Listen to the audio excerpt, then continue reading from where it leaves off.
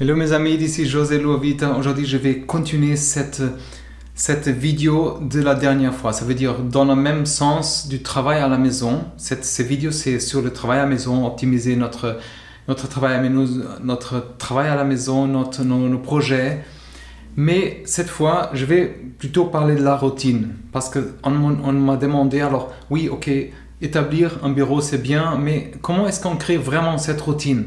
Une routine stricte même pour travailler à domicile.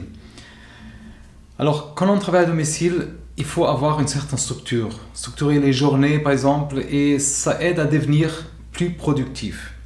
Ça va nous éviter aussi de perdre du temps à répondre aux emails parfois parce qu'on a le temps qui est dédié à ça et des autres choses qui nous distraient.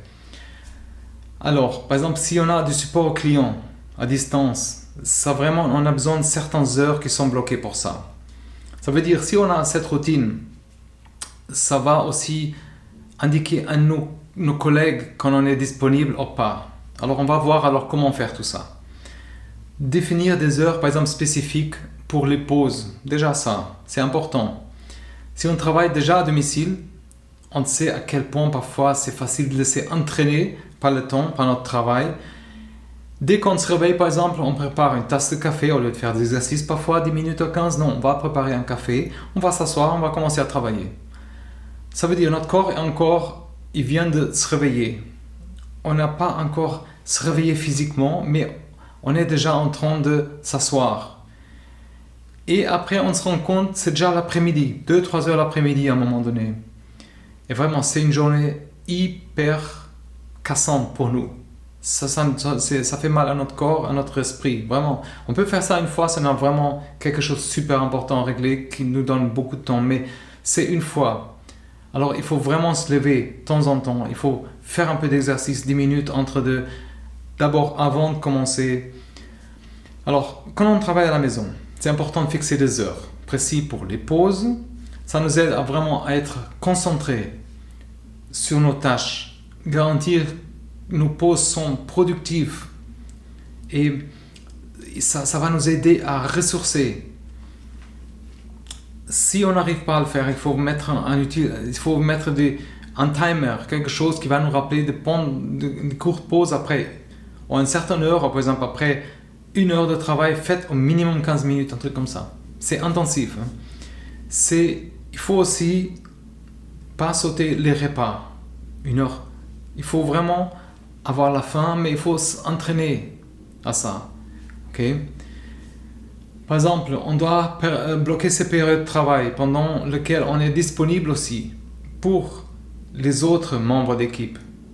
Par exemple, ça aide à éviter d'être interrompu. S'il y en a une réunion, s'il y en a une vidéo, tout ça, il faut respecter ces heures. Il faut que les autres ils savent aussi quand on est disponible ou pas.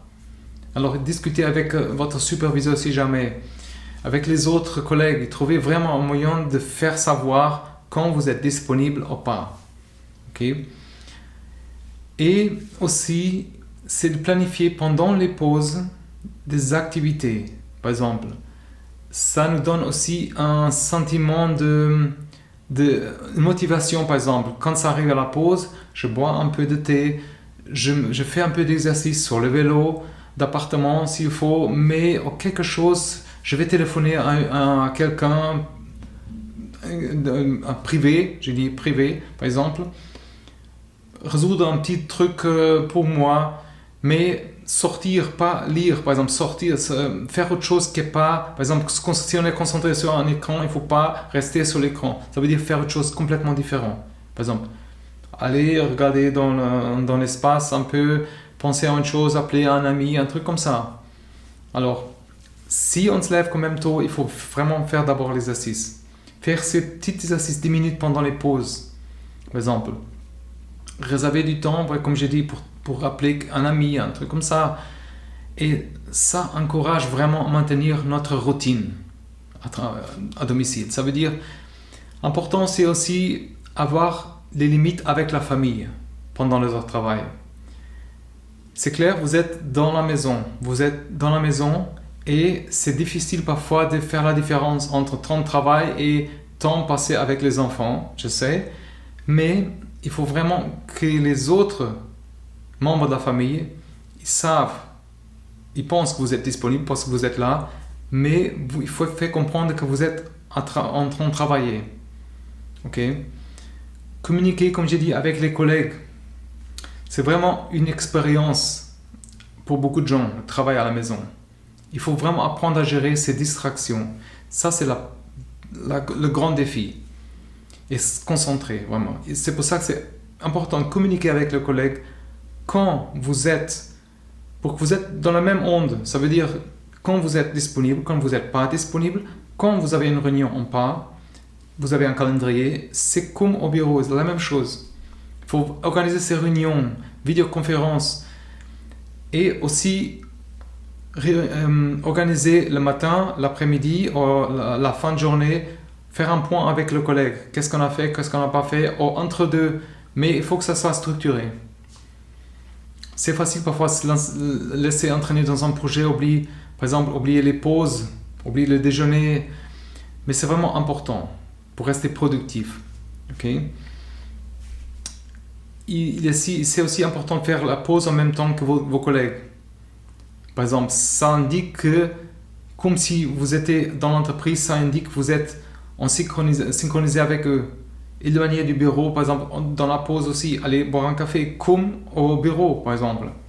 Prendre ces habitudes, vérifier avec vos collègues quand c'est le début, quand c'est la fin de journée, un petit appel, hey, je commence à travailler sur ça, des trucs comme ça, demander comment ils vont, des problèmes qu'il faut encore faire attention. Toutes ces choses, par exemple, définir les attentes claires de chacun pour la journée, si vous avez un planning aussi ensemble, définir à quoi vous êtes confrontés. Confronté aussi à la maison, parfois on est confronté à un certain isolement. Par exemple, parce qu'on est isolé des autres, d'entreprises, on est à distance. C'est un manque d'interaction qui fait ce sentiment d'être isolé, absence même de déplacer au bureau, par exemple. Mais il y a des manières de surmonter ça, par exemple. Comme j'ai dit, communiquez avec les collègues. Faites comme si vous êtes au bureau. Okay? Il y a aussi des espaces de coworking. Ça nous donne un sentiment d'être vraiment dans un espace professionnel. On interagit un peu avec les autres, même s'ils n'ont pas forcément envie avec nous, mais on est concentré chacun et on ne laisse pas distraire parce qu'on sait qu'on est là. On peut que faire ça, quoi. Prendre des cafés, des pauses café ensemble, ça c'est une bonne idée, par exemple, pour rester vraiment motivé. Même si on entend, ouais, c'est bien de travailler à la maison en pyjama, mais c'est pas bon parce que alors, pour avoir cette routine professionnelle, il faut vraiment se lever tôt, s'habiller comme si on allait travailler, donner le ton pour le reste de la journée, par exemple, s'habiller correctement, formellement, vraiment, sans les chaussures peut-être, mais tout le reste, costard, cravate, s'il faut, si on travaille comme ça, quoi. Et ça veut dire, ça nous aide à rester professionnel. Si quelqu'un nous appelle en vidéoconférence, ouais, on est pro, quoi. C'est pour nous qu'on fait ça, pas pour les autres, mais ça donne une image d'être là, présent, comme au bureau. Et parfois, si on a les gens ne savent pas si vous êtes au bureau ou à la maison. Si vous avez un bon espace qui est bien éclairé avec une plante, ça peut être un bureau, c'est pas un problème. Alors, il faut que ça soit aussi facile à nettoyer. Et il faut nettoyer aussi l'espace, assurer que tout est prêt pour le lendemain, programmer tout ça. Établir cette routine pour les journées de travail, ça c'est super important. C'est quand même un luxe parfois, travailler à la maison. Mais c'est, comme j'ai dit, facile de perdre ses objectifs parfois, professionnels, si on est longtemps là. Alors, créer une routine, c'est vraiment important, mais une routine stricte. Ça nous aide à respecter notre horaire de travail, à améliorer notre productivité. Et créer vraiment cet espace dédié, c'est, comme je disais il y a 2 vidéos en arrière, c'est super important. La meilleure chose, c'est vraiment une pièce entière, qu'un bureau pour vous. Okay? Mais c'est vraiment associé au travail. C'est pas assis sur un canapé, par exemple. Okay? Il faut se concentrer que sur ça. Pas avec le chat à côté, ou parfois on entend le voisin qui construit une machine à voyager dans le temps, quoi. Mais il faut vraiment pas laisser distraire avec ces choses. Par exemple. Alors c'est vraiment facile de tomber dans ce piège de dépasser tout ça, entraîner dans un manque de sommeil parfois. Par exemple, essayez de terminer votre travail à l'heure. Chaque jour, les heures fixes, mais fixes quoi. On éteint l'ordinateur. On a un laptop privé pour faire autre chose, mais parfois, alors moi j'ai parfois 2 laptops. Ça veut dire un, c'est pour répondre aux choses professionnelles. Et une fois que c'est terminé, hein, vraiment. Je peux rien faire. C'est éteindre, c'est fini. Ok? Ça veut dire, comme je disais, l'activité physique aussi. Après le travail, après les heures de travail, allez dehors. Et c'est fini. Vous revenez pas pour regarder les emails. On s'en fiche. Le monde ne va pas terminer du jour au lendemain. Hein. Alors il faut vraiment cette énergie, cette structure. Ok? Conserver l'horaire de travail, c'est vraiment important. Ça permet avoir ces échéances. Ça permet d'avoir le temps pour nous consacrer à chaque chose son temps. Alors, les minuteries, c'est un bon utile pour ça. Il ne faut pas trop faire non plus. Ça veut dire le travail à domicile, ça permet d'être flexible, avec l'horaire de travail aussi, mais il ne faut pas faire trop. Ça veut dire, c'est par exemple important quand il s'agit par exemple de dormir, pas se coucher à la même heure et par exemple avoir ces habitudes de se lever tôt comme si on aurait au travail pour éviter cette fatigue. Okay? Le manque de sommeil par exemple, il faut avoir les heures pour chaque truc et vraiment être strict avec ça. Okay? Comme j'ai dit, coucher à la même heure, se lever à la même heure, éteindre l'ordinateur après le travail et laisser leur vie personnelle interférer aussi avec la vie professionnelle, c'est autre chose. Par exemple, quand on consulte des emails ou des autres sur les réseaux sociaux, des trucs comme ça, en dehors, les heures de bureau, par exemple, si c'est mélangé avec le professionnel, ça on fait parfois. C'est normal, il y a quelque chose qui nous vient à l'esprit, on consulte encore, on répond, mais si possible, évitez ça. Et comme je disais à la fin encore, rester assis dans la même position longtemps, ça nous crée des problèmes. Ok, dans tout ça, qu'est-ce qu'il y a encore? Alors c'est essentiel cette routine consacrée à des tâches, c'est aussi important d'améliorer notre productivité. Voilà, je pense qu'on a tout vu. Après, je vais continuer avec des autres choses qu'on va voir avec la vie du travail à la maison par exemple.